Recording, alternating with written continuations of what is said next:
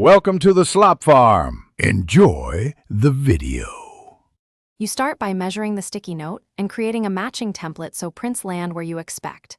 Once you have the template, place one sticky note on a full sheet and tape 3 edges. This keeps the note flat and prevents feeding errors. Make sure the adhesive edge is outside the printer path. After that, save the template and position the sheet in your printer's manual feed tray. This immediate setup reduces alignment surprises later. Now configure your printer.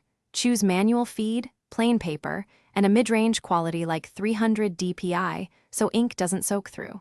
Print a single registration test to check where ink lands relative to the sticky note.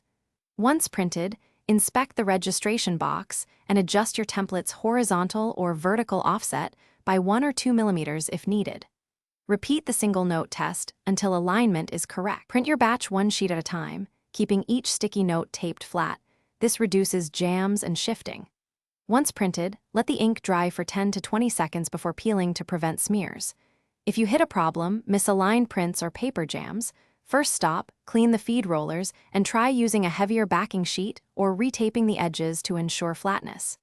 If alignment is off, tweak the template offsets and run a quick retest to confirm fixes.